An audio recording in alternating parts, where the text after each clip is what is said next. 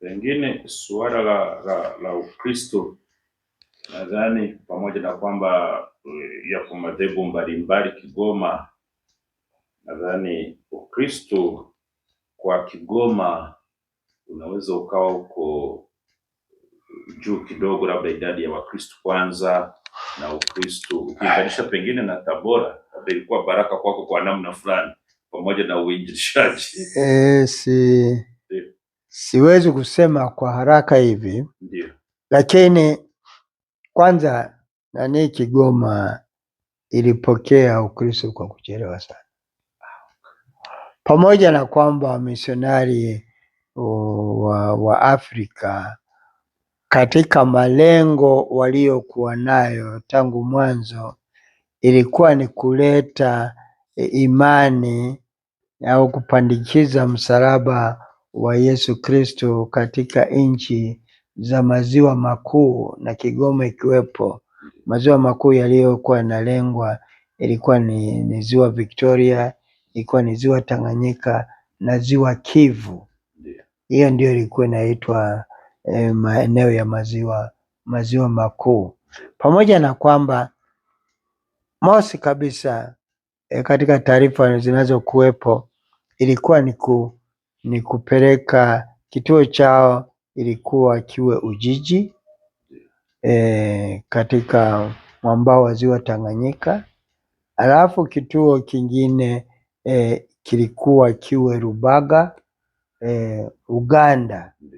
Pamoja na kwamba ni kweli tangu 1879 20 Januari wamisionari wa kwanza wa Afrika walifika kule Katubuka ambayo ni sehemu ya Ujiji mwaka huo, lakini hawakuweza kukaa mahali pale kwa usalama.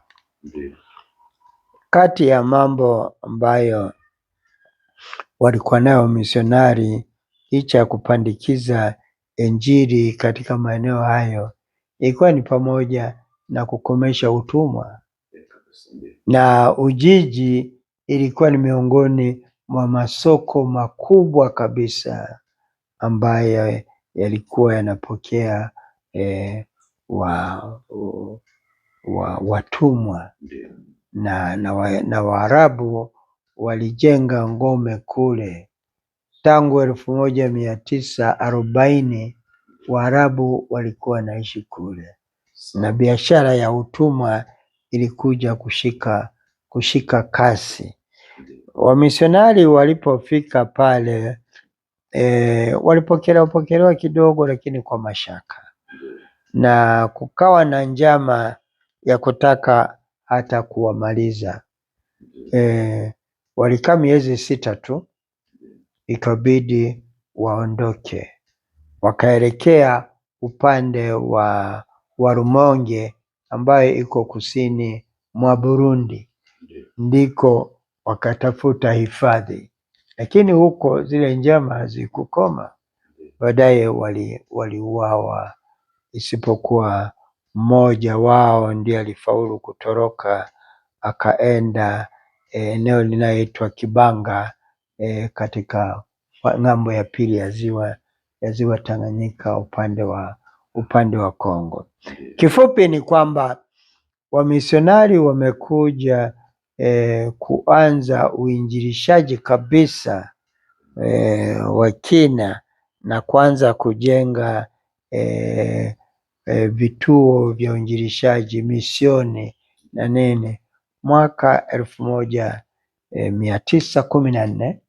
Ndiyo Askofu Esheptwa ambaye alikuwa yeye ndio vikarieti ya Tanganyika alifungua misioni ya Kigoma mwaka 1914, ikiwa ni mahali pa kupokelea wamisionari wanaokwenda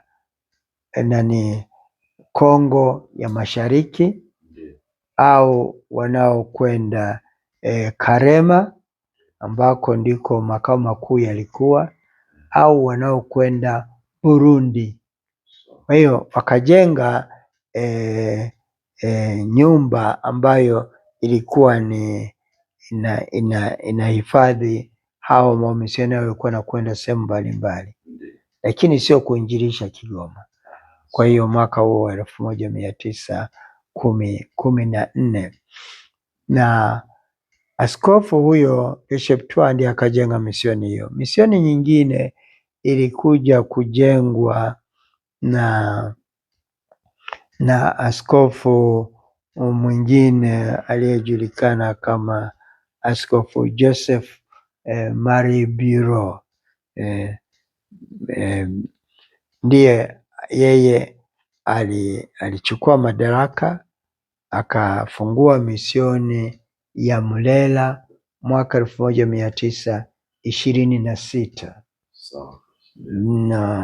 na kutoka pale sasa huyo askofu Joseph Biro ndiye aliyeanzisha kituo cha Ujiji mwaka 1930. Yeye mwenyewe akahamisha makao yake makuu kutoka Karema akaja kuishi Ujiji. Lengo na shabaha ilikuwa ni kuona kwamba eneo lile la kaskazini mwa vikarieti ya Tanganyika ni lazima lianze kuhudumiwa. Kumbe ni karibu miaka 50 ilikuwa imepita katikati tangu shughuli za uinjilishaji zianze kule Sumbawanga au Karema. Ilikuwa inajulikana tangu mwaka 1885 walianza shughuli hizo, huku wanakuja kwanza shughuli hizo mwaka 1930 na kuendelea. Ndio maana kwa mfano kule kaskazini ambako ng'ambo ya Maragarasi misioni zianza kufunguliwa miaka 30. Wakaanzia Nyaronga mwaka 32, wakaja Kakonko mwaka 33, wakaja maeneo ya Kibondo miaka ya 34 na Makere miaka hiyo ya 34 na nini, wakaenda Mabamba mwaka wa 35 1935. Basi ndio wakaanza kuweka. Kwa hivi Ukristo ulichelewa sana kupandikizwa katika maeneo ya Kigoma na kwa kweli kama kumekuja kuwa na mwamko ni miaka ya 50, kwa sababu hata serikali ilikuwa haipendi sana kwa mfano kujenga shule za msingi na nini. Ni miaka hiyo ya ukiondoa hiyo shule ya Ujiji iliyokuwa middle school, baadaye ikawa inatoa na ikaja kuwa ni TTC. Watu wanamaliza darasa la 6 wanaingia TTC hapo, alafu ndio wanakuwa walimu wa kufundisha shule za msingi mbalimbali. Serikali haikupenda sana wamisionari wajenge taasisi kama shule na nini, kwa sababu mkoa ule kadi ya uchumi, taratibu za uchumi waliokuwa umejiwekea, ilikuwa ni mkoa ambao wakazi wake walikuwa na lazimika kwenda kuuza nguvu zao katika mikoa mingine ili wapate pesa ya kulipa kodi, ili wapate pesa hata ya kulipa mahali na nini, na hata nyimbo zikatungwa kwamba kijana, wewe kama unataka kuoa lazima kwanza uende nje ya eneo lako ukafanye kazi, alafu huko utapata pesa za kununua nguo ya mke wako, utapata pesa za kulipa kodi. Basi ikawa ni brainwashed. Watu ni kama wakaaminishwa kwamba kwa kweli Kigoma haiwezi kuzalisha chochote, na hakuna viwanda vilivyojengwa kule wala mashamba ambayo mkoloni alifungua. Kwa kiasi fulani walikuwa wameanzisha zao la tumbaku maeneo ya Kibondo, basi hiyo tu, lakini basi ni wachache waliweza kulima tumbaku ile. Kwa hivyo tukajikuta kwamba upande wa Kasulu na kuja hata Kigoma walikuwa na bahati, waliweza kufanya kazi bandarini na nini, lakini pale kulikuwa na ofisi kubwa ya kuhakikisha kwamba watu wanakwenda kufanya kazi mikoa ya maeneo ya Morogoro, kulima mashamba ya katani, maeneo ya Tanga huko na nini, na kwa kweli mabaki mengi ya watu wa Kigoma na Burundi vilevile yako maeneo hayo, Tanga, Morogoro na nini, basi kwamba wanafanya kazi kule. Alafu wakati reli inajengwa,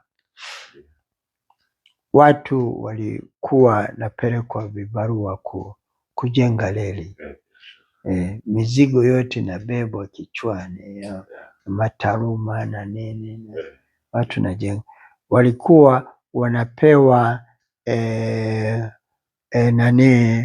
mkataba wa miezi 12, afu ndipo unalipwa fedha yako. Na kweli bahati mbaya, lakini tuseme tu kwa sababu tunavijua, ile malipo ya watu waliokuwa wanajenga reli ilikuwa ni rupia 3, na rupia 3 uliweza kununua ng'ombe 2 kwa ajili ya kulipa mahari, na uliweza na rupia nyingine sijui ulikuwa unaweza kununua vitu gani.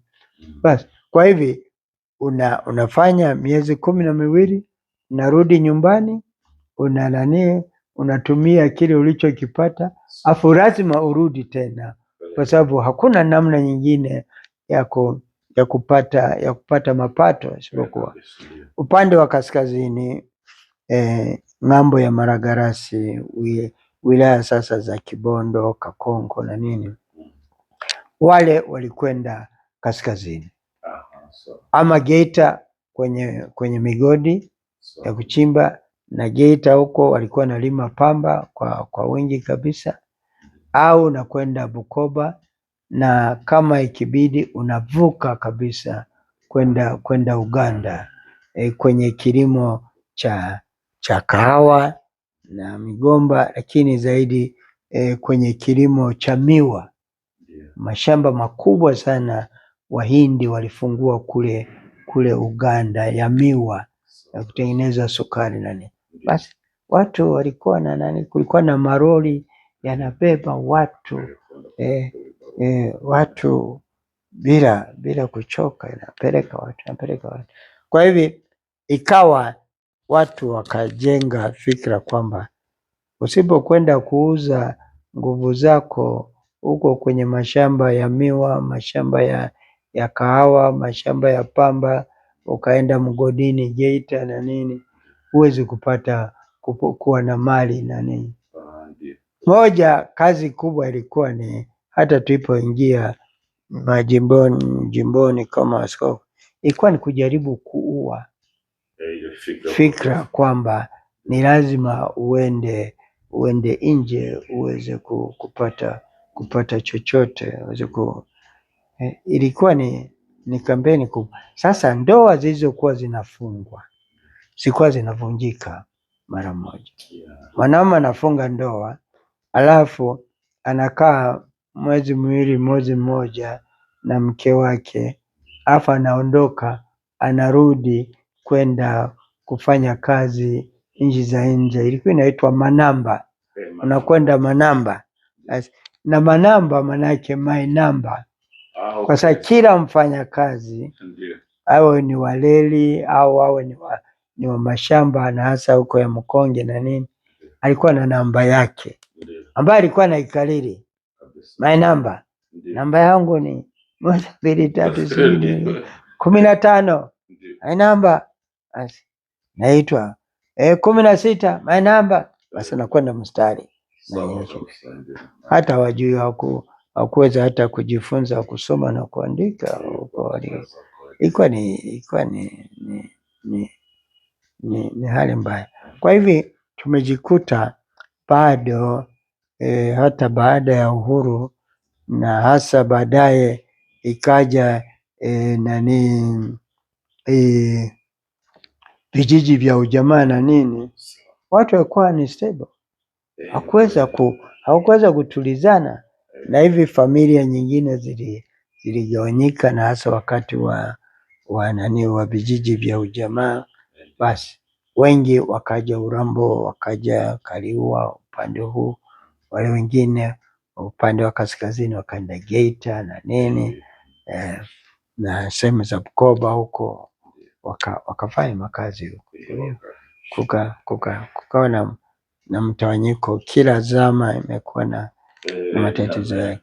Kwa hivi ile stability, kutulizana na kuanza kulima na kuzalisha katika maeneo yao wenyewe imekuja baadaye sana, miaka ya 80, miaka ya 90, 80, 90 ndio kidogo watu wameanza kuwa, lakini vinginevyo familia nyingi zilibomoka. Mwanamke anakaa na mtoto yuko nyumbani huko, mume wake amekwenda Manamba huko na nini, utadumuje katika ndoa? Kwa hiyo ilikuwa ni matatizo hayo na nini. Sasa hivi idadi ya Wakristo imeongezeka sana katika jimbo na ni wengi, nafikiri ni zaidi kwa kweli. Kwa idadi ya Wakatoliki bila shaka Kigoma inazidi Tabora, inaweza kuwa kama labda zaidi ya laki 5 hivi za Wakristo na parokia sasa hivi zimeongezeka na Wakristo wanazidi kukua. Waseminaristi wamekuwa wengi, nadhani karibu waseminaristi wakubwa sisi tulikuwa 3, 10 sijui ngapi, lakini sasa wanafika 80 na plus, kama sio 100. Seminari kuu, seminari kuu. Kwa hivi kumekuwa na mabadiliko, lakini mwaka wa 2006 nilikuwa sijui kwamba ninahama, nilianzisha synod ya jimbo, na lengo ilikuwa tutembee pamoja, itusaidie kuweza kuelewa mapadre, wajibu wetu tunaokuwa nao, watawa tunaelewaje, nani shughuli za kanisa, makatekista, nani walei. Basi tulikuwa tumeanza vikao, na kweli tulizindua mwezi wa 6, nadhani sijui kama ilikuwa tarehe 24 mwezi wa 6 2006, ndio tukaita Kristo Bwana wetu ahimidiwe katika imani, matumaini na mapendo, ambao ni usemi juhudi wa Mtakatifu Agustino wa Hippo. Basi ikuwa lengo tuimarike kiimani, tuwe na matumaini kwamba tunaweza kufanya kuisimamia imani yetu sisi wenyewe, na tufanye kazi hiyo kwa upendo wa Kristo ndio tubidishe. Na tukawa na usemi juhudi mwaka ule wa 2000 tulipokuwa na jubilee kuu ambayo tulitembeza msalaba wa Jubilee jimbo zima, parokia kwa parokia, vigango kwa vigango. Tukawa na kauli mbiu isemayo kwamba Kristo katika imani katika msalaba, Kristo katika upendo. Ndio asili ya msalaba huu, imani katika msalaba, Kristo katika upendo. Hii limedumu kiasi kwamba nilipotajwa kuwa nahamia Tabora, nilizunguka katika baadhi ya parokia za jimbo la Kigoma, na kwenye parokia moja, parokia ya Kabanga ya Mtakatifu Marko Kabanga, watoto wa utoto wa Yesu wakanikabidhi msalaba huu. Kanikabidhi msalaba huu, ndio asili yake. Na wakati nakuja Tabora, nikuja nimeubeba. Kuja nimeubeba, naingia Tabora, na uko muda wote umekaa chumbani mwangu, na hata leo uko hapa. Una historia nzuri sana ya kumbukumbu. Ndio.